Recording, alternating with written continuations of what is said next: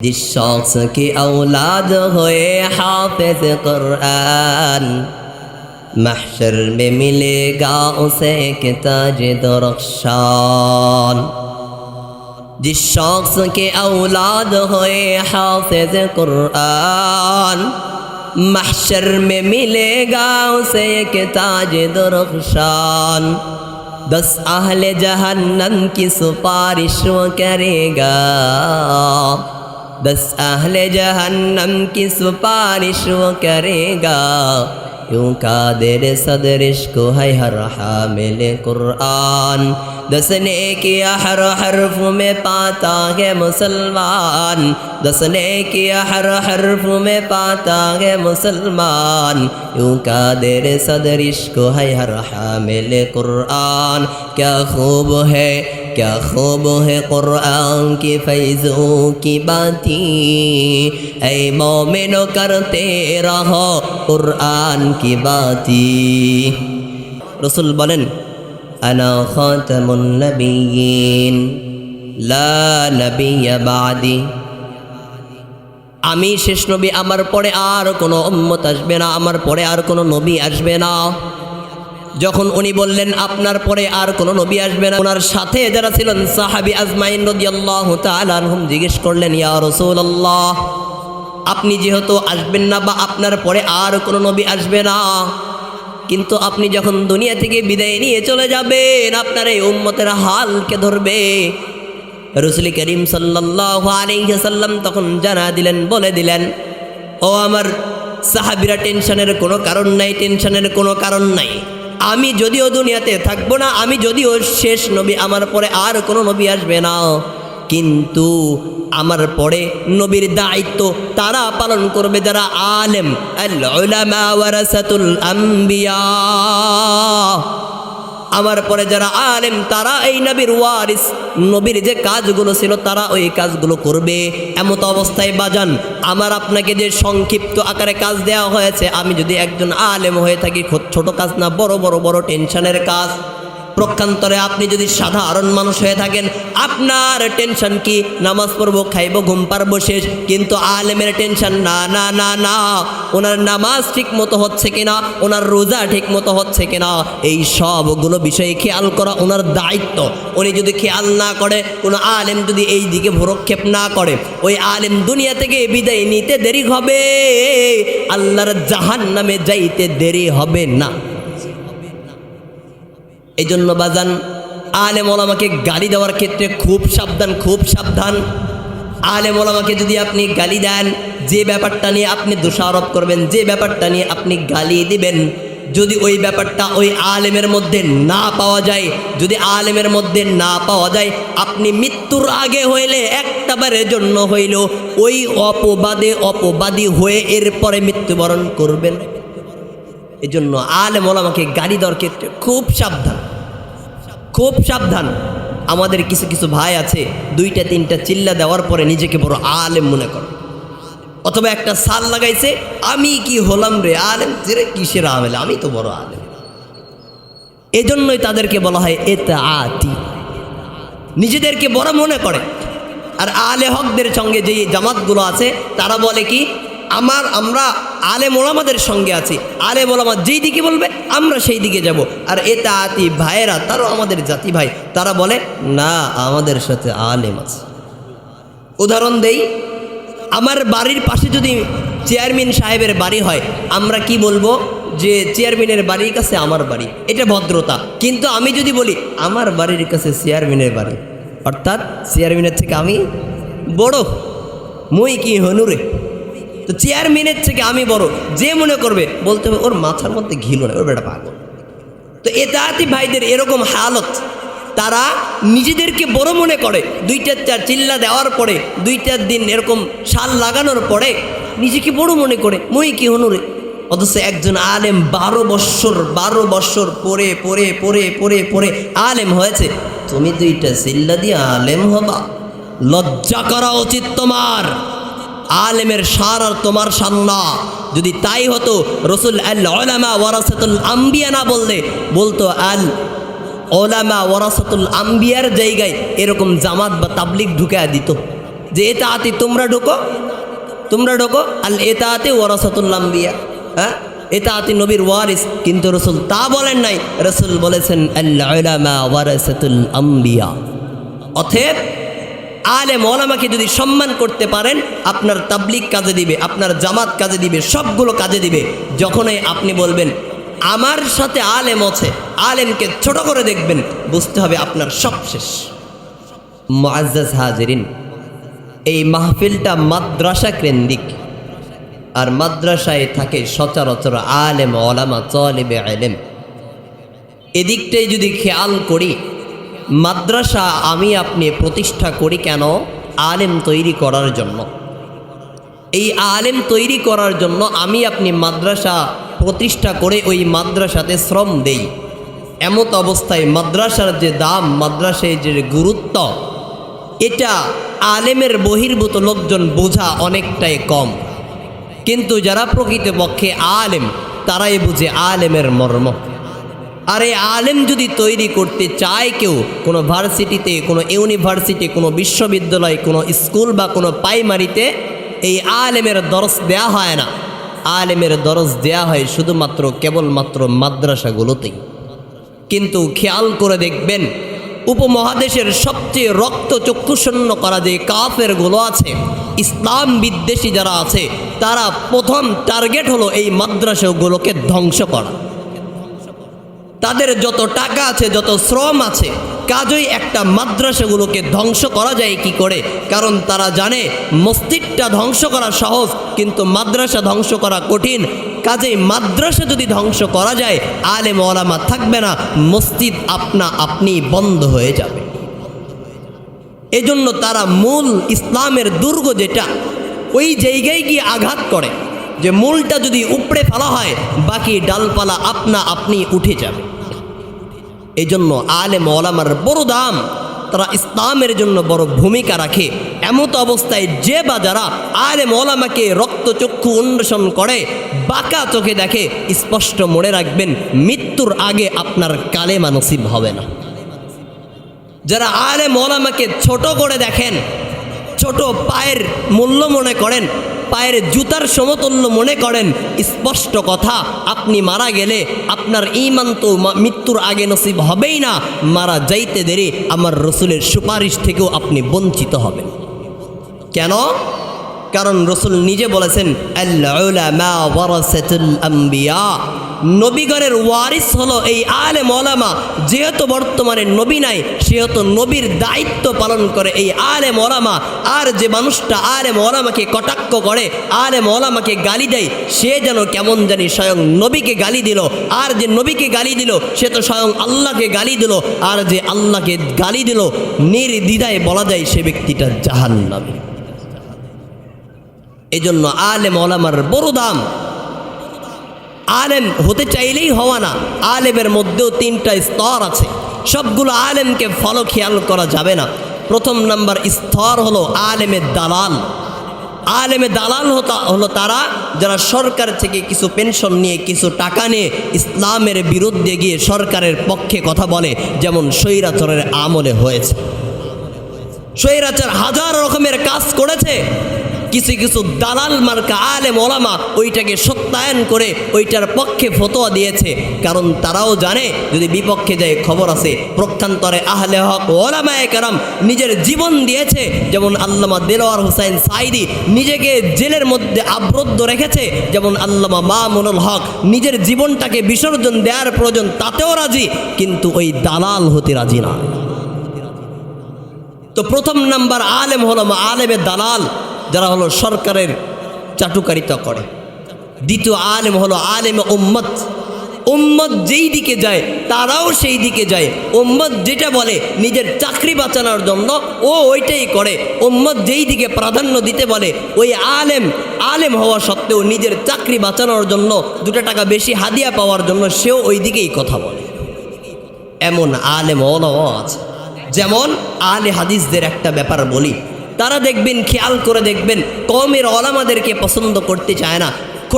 খোটা দিয়ে বলে কি যে কওমের ওলামায়ে কেরাম বাজারে গিয়ে রাস্তায় গিয়ে মানুষের বাড়ি বাড়ি গিয়ে ভিক্ষা করে, চাউল তোলে, ধান তোলে, টাকা তোলে, সদকা ফেতরা ইত্যাদি খায়। তারাও কিন্তু খায়, কিন্তু তাদেরটা গোপন থাকে। কেন? একটা স্পষ্ট কথা বলি, আমি আমার চোখে দেখা কথা বলতেছি। একজন বড় ধনী মানুষ সে অফার করছে একজন কওমের আলেমকে যে আপনি আপনার মাদ্রাসাটা আমার নামে দেন, আপনার মাদ্রাসার যত খরচ সবগুলো আমি বহন করব। কিন্তু ওই কওমের আলেমটা ওটা মেনে নেয় নাই। প্রক্ষান্তরে আহলে হাদিসদের কাছে গেছে যে আমি আপনার মাদ্রাসার যা লাগে সব দিব, শর্ত আপনার মাদ্রাসাটা আমার নামে করতে হবে। ব্যাস, ওনারা রাজি হয়ে গেছেন।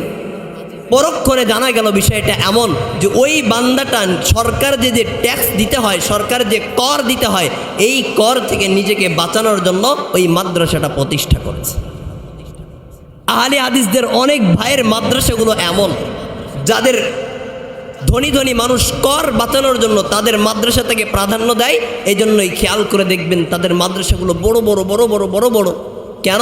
ওই যে টাকার খেলা। তবে তাদের একটা ভালো দিকও আছে, তারা উম্মতকে নিয়ে খুব চিন্তা করে, উম্মতের ফিকির করে ভালো, উম্মত কিভাবে হেদায়েতের পথে যাবে সেদিকটা চিন্তা করে। এটা একটা তাদের ভালো দিক। কিন্তু এরকম মাদ্রাসা সহ আরও কিছু মাসআলা বিষয় গিলে আমাদের সঙ্গে ইখতিলাফ করে। যেমন 8 রাকাত তারাবি, 20 রাকাত তারাবি নিয়ে ইখতিলাফ করে। তারা বলে 8 রাকাত, আমরা বলি 20 রাকাত। যখন বলা হয় আসো বসি, ব্যাস আর বসতে চায় না। যেমন পাগলা একটা আছে বাশার বিন হায়াত, তাকে এত করে বলা হয় আসো বসি, কিন্তু আলেম ওলামাদের সঙ্গে বসতে চায় না, নিজেকে বড় আলেম মনে করে, বসতেই চায় না। এই পাগলাটাকে যদি কোথাও পাওয়া যায়, প্রথম কাজ হবে তাকে ধোলাই দেওয়া। কারণ তুমি যে এই যে দাবি করো এই সেই, তো আসো বসো, তোমার যেগুলো দলিল আছে এইগুলো নিয়ে একটু সামনে উপস্থাপন করো। তা করবে না, পিছন থেকে শুধু ঢাল দিবে, এই করবে সেই করবে, এগুলো কাজেই হলো তার কথা। কিন্তু আহলে হক ওলামায়ে কেরাম এত করে ডাকে বাজান আসেন, আমরা বসি, একসাথে বসে কথা বলি, কিন্তু মানতে চায় না। এই জন্য বাজান যেই সেই আলেমের দিকে খেয়ালও করা যাবে না। যদি খেয়াল করতে হয়, বড় বড় আলেম যারা ভালো দিকে আছে, আহলে হকের দিকে আছে, তাদেরকে খেয়াল করতে হবে। রাসূল করিম সাল্লাল্লাহু আলাইহি ওয়াসাল্লাম বলেন এই আলেম ওলামার বড় দাম। আর এই দামটা বুঝাইতে গিয়ে রাসূল বলেন আমার ওয়ারিস তারা কেমন। রাসূল বলেন আনা খাতামুন নবিয়্যিন লা নবিয়্য বাদি, আমি শেষ নবী, আমার পরে আর কোনো উম্মত আসবে না, আমার পরে আর কোনো নবী আসবে না।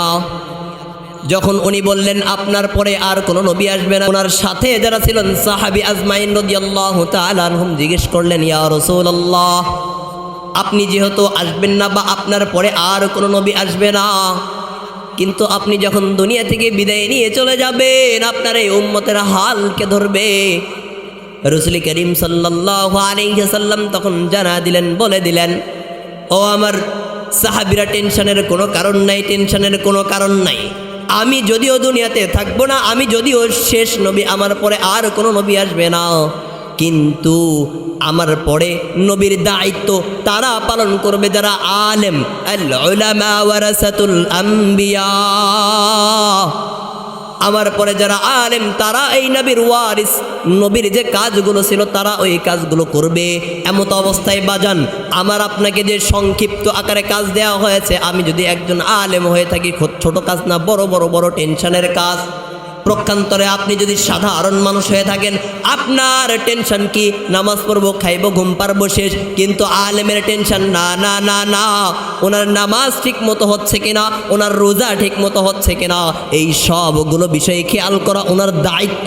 উনি যদি খেয়াল না করে, কোনো আলেম যদি এই দিকে ভ্রক্ষেপ না করে, ওই আলেম দুনিয়া থেকে বিদায় নিতে দেরি হবে, আল্লাহর জাহান্নামে যাইতে দেরি হবে না। এই জন্য বাজান আলেম ওলামাকে গালি দেওয়ার ক্ষেত্রে খুব সাবধান। আলেম ওলামাকে যদি আপনি গালি দেন, যে ব্যাপারটা নিয়ে আপনি দোষারোপ করবেন, যে ব্যাপারটা নিয়ে আপনি গালি দিবেন, যদি ওই ব্যাপারটা ওই আলেমের মধ্যে না পাওয়া যায়, আপনি মৃত্যুর আগে হইলে একটাবারের জন্য হইল ওই অপবাদী হয়ে এরপরে মৃত্যুবরণ করবেন। এই জন্য আলেম ওলামাকে গালি দেওয়ার ক্ষেত্রে খুব সাবধান। আমাদের কিছু ভাই আছে 2টা 3টা চিল্লা দেওয়ার পরে নিজেকে বড় আলেম মনে করে, অথবা একটা সাল লাগাইছে, আমি কি হলাম রে আলেম, রে কিসের আমেল, আমি তো বড় আলেম। এজন্যই তাদেরকে বলা হয় ইতাআতি, নিজেদেরকে বড় মনে করে। আর আলে হকদের সঙ্গে যে জামাতগুলো আছে তারা বলে কি, আমরা আলেম ওলামাদের সঙ্গে আছি, আলেম ওলামা যেই দিকে বলবে আমরা সেই দিকে যাব। আর ইতাআতি ভাইয়েরা, তারাও আমাদের জাতি ভাই, তারা বলে না, আমাদের সাথে আলেম আছে। উদাহরণ দেই, আমার বাড়ির পাশে যদি চেয়ারম্যান সাহেবের বাড়ি হয়, আমরা কি বলবো যে চেয়ারম্যানের বাড়ির কাছে আমার বাড়ি, এটা ভদ্রতা। কিন্তু আমি যদি বলি আমার বাড়ির কাছে চেয়ারম্যানের বাড়ি, অর্থাৎ চেয়ারম্যানের থেকে আমি বড়, মই কি হনুরে, তো চেয়ারম্যানের থেকে আমি বড়, যে মনে করবে বলতে হবে ওর মাথার মধ্যে ঘিলো না, ওর বেটা পাগল। তো ইতাআতি ভাইদের এরকম হালত, তারা নিজেদেরকে বড় মনে করে। 2-4 চিল্লা দেওয়ার পরে, 2-4 দিন এরকম শাল লাগানোর পরে নিজেকে বড় মনে করে, মই কি হনুরে।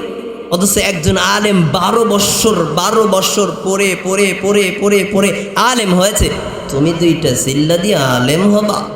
লজ্জা করা উচিত তোমার। আলেমের শান আর তোমার শান না। যদি তাই হতো, রসুল আল উলামা ওয়ারাসাতুল আম্বিয়া না বলতো আল উলামা ওয়ারাসাতুল আম্বিয়ার জায়গায় এরকম জামাত বা তাবলিগ ঢুকে দিত, যে ইতাআতি তোমরা ঢোকো আল ইতাআতি ওয়ারাসাতুল আম্বিয়া, হ্যাঁ, ইতাআতি নবীর ওয়ারিস। কিন্তু রসুল তা বলেন নাই, রসুল বলেছেন আল উলামা ওয়ারাসাতুল আম্বিয়া। অতএব আলেম ওলামাকে যদি সম্মান করতে পারেন, আপনার তাবলিগ কাজে দিবে, আপনার জামাত কাজে দিবে, সবগুলো কাজে দিবে। যখনই আপনি বলবেন আমার সাথে আলেম আছে, আলেমকে ছোট করে দেখবেন, বুঝতে হবে আপনার সব শেষ। এজন্য বাজান, কোরআন পড়নেওয়ালা আলেমের বড় দাম। কবি তাই তো বলে, जिस शख्स की औलाद होए हाफिज कुरान, महशर में मिलेगा उसे एक ताज दरख्शान। जिस शख्स के औलाद होए हाफिज कुरान, महशर में मिलेगा उसे एक ताज दरख्शान। 10 अहले जहन्नम की सुपारिश वो करेगा, 10 अहले जहन्नम की सुपारिश वो करेगा। यूं कादिर सदर इश्को है हर हामिल कुरान, 10 नेकियां हर हर्फ में पाता है मुसलमान, 10 नेकियां हर हर्फ में पाता है मुसलमान। यूं कादिर सदर इश्को है हर हामिल कुरान। क्या खूब है कुरान की फैज़ों की बातें, ऐ मोमिनो करते रहो कुरान की बातें। মুসলমান, আপনি যদি কোরআনের কথা বলেন, আপনি যদি আলেম হয়ে থাকেন, আপনাকে কোরআনের কথা বলতে হবে। কিন্তু যখন এই কোরআনের কথা বলবেন, আপনার নিজের ভাইও যদি আপনার শত্রু হয়ে যায়, আপনার নিজের জন্মদাতা বাবাও যদি আপনার শত্রু হয়ে যায়, দেখার নাই, আপনি যদি আলেম হয়ে থাকে, আপনার দায়িত্ব হবে কোরআনে আল্লাহ কি বলেছেন ওইটা জানায় দেওয়া। আমার পাশের লোক যদি অসন্তুষ্ট হয়, তাতেও কিছু যায় আসে না। আমার মালিক যদি সন্তুষ্ট হয়, ওইটাই আমার দেখার বিষয়। আমার মালিক যদি আমারে কবুল করে, তুমি মিয়া আমার কি ক্ষতি করবা? এজন্য আলেম ওলামাদের কাজ হবে, কে কি বললো দেখার নাই, ওইটাই বলবে যেটা আল্লাহ বলেছেন, ওইটা বলবে যেটা রসুল বলেছেন। আর আপনি যদি উম্মত হয়ে থাকেন, রসুল প্রেমী হয়ে থাকেন, আপনাকেও প্রাধান্য দিতে হবে আলেমকে। আলেম কি বলেছে আপনারা সেটা মানতে হবে, আলেম কোনটা নিষেধ করেছে আপনাকে সেটা নিষেধ করতে হবে। কারণ আপনি কোরআন বোঝেন না, হাদিস বোঝেন না, কোরআন থেকে ব্যাখ্যা আপনি করতে পারেন না, হাদিস থেকে ব্যাখ্যা আপনি করতে পারেন না। ইতাআতি ভাইয়েরা বলে কি, যে কোরআন যদি না বুঝে পড়তে পারো সওয়াব না, সওয়াব নাই। কোরআনের অর্থ যদি তুমি পড়ো তাহলে সওয়াব, অর্থ যদি বুঝো তাহলে সওয়াব। কিন্তু আমরা বলি না না না, কোরআনের শুরুতে একটা হাদিস দেওয়া আছে, খেয়াল করে দেখবেন, যখন কোনো বান্দা বলবে আলিফ লাম মিম যালিকাল কিতাবু লা রাইবা ফীহ, যখন একজন বান্দা বলে আলিফ লাম মিম, স্পষ্ট হাদিস, আল্লাহ রব্বুল আলামিন 10, 20, 30 অর্থাৎ এই মাত্র 3টা হরফ পড়ার কারণে আল্লাহ রব্বুল আলামিন সঙ্গে সঙ্গে ওই বান্দার আমলনামায় 30টা নেকি লেখা দেন। এই জন্য বান্দান আপনি বুঝেন বা না বুঝেন, আপনি তরজমা বুঝেন বা না বুঝেন, আপনার জানা নাই। আপনার আলেম কি বলেছে, পড়তে বলেছে, কোরআন পড়েন, আপনাকে পড়তে হবে। যখনই আপনি বেশি মাতব্বরি করবেন, আপনি যখনই বেশি মাতব্বরি করবেন, আপনি তখন হয়ে যাবে দুনিয়াদার। এই জন্য বাদান দুনিয়াদার না হয়ে আল্লাহওয়ালা হতে হবে, আল্লাহওয়ালা হতে হবে। এই জন্যই তো কবি বড় মায়া নিয়ে বলে, सूरज ने दिया अपने शुआ उनको ए पैगाम, सूरज ने दिया अपने शुआ उनको ए पैगाम, दुनिया के अजब चीज कभी सुबह कभी शाम, दुनिया के अजब चीज कभी सुबह कभी शाम, दुनिया में हो दुनिया का तलबगार नहीं हो, बाजार से गुजर हो खरीदार नहीं हो, बाजार से गुजर हो खरीदार नहीं हो। ও বান্দা, আপনি দুনিয়াতে আছেন, দুনিয়াতে থাকা অবস্থায় যদি আল্লাহকে রাজি খুশি করতে পারেন, নামাজগুলো যদি ঠিকমতো করতে পারেন, আলেমদেরকে যদি প্রাধান্য দিয়ে আলেমদেরকে যদি মেনে সামনের দিকে চলতে পারেন, আপনি দুনিয়াতে থাকা অবস্থায় আপনি যদি ঘুমানো ওই যে আলেম ওলামাকে মানছেন, আলেম ওলামাকে প্রাধান্য দিয়েছেন, এই প্রাধান্য দেওয়ার কারণে, তাদের কথা শুনে শুনে চলার কারণে, তারা যেভাবে বলেছে সেভাবে পথ চলার কারণে আপনার প্রতি কদমে কদমে আল্লাহ রব্বুল আলামিন সওয়াব দিবেন। কিন্তু যদি আপনি আলেমকে না মেনে নিজের মন মতো চলেন, আপনার নামাজটাও কবুল হবে না, আপনার রোজাটাও কবুল হবে না, হজও কবুল হবে না, কোনোটাই কোনো কাজে দেবে না। কিন্তু যদি আপনি আলেমকে মানতে পারেন, আপনার নামাজও ঠিক থাকবে, আস্তে আস্তে আপনার রোজাও ঠিক হয়ে যাবে, হজ জাকাত সবগুলো ঠিক মতো হয়ে যাবে, নিয়মতান্ত্রিক হয়ে যাবে। আর যখন আলেমের বিরুদ্ধে চলে যাবেন, আপনার কোনোটাই নিয়মতান্ত্রিক হবে না। আর এই নিয়মতান্ত্রিক না হওয়ার কারণে আপনার হাজারো ইবাদত কোনো রকমের কোনো কাজে আসবে না। পক্ষান্তরে আলেমকে মেনে যদি সব কাজগুলো নিয়মতান্ত্রিকভাবে করতে পারেন, আপনাকে কদমে কদমে নেকি দিবেন কে? আল্লাহ। এই জন্য মানতে হবে। তাহলে প্রথম গেল আলেমে দালাল, যারা সরকারের দালাল হয়। 2 নাম্বারে গেল আলেমে উম্মত, তারা নিজের চাকরি বাঁচানোর জন্য উম্মত যা বলে তাই বলে। 3 নাম্বার হলো আলেমে হক্কানি। আলেমে হক্কানি কেমন 2-1টা দেখাই। আল্লামা মামুনুল হক হাফিজাহুল্লাহু তাআলা, উনাকে এত এত এত অফার করা হয়েছে, এত এত অফার করা সত্ত্বেও উনি মেনে নেন নাই। নিজেকে 3টা বছর কারাবদ্ধ রেখেছে, তারপরেও খুশি। রিমান্ডে রেখেছে, তারপরেও খুশি। দিনের পর দিন রিমান্ডে রেখে টর্চার করেছে, তারপরেও খুশি। তাকে নারী অপবাদ দিয়ে জেলে ঢুকানো হয়েছে, এরপরেও খুশি। কেন?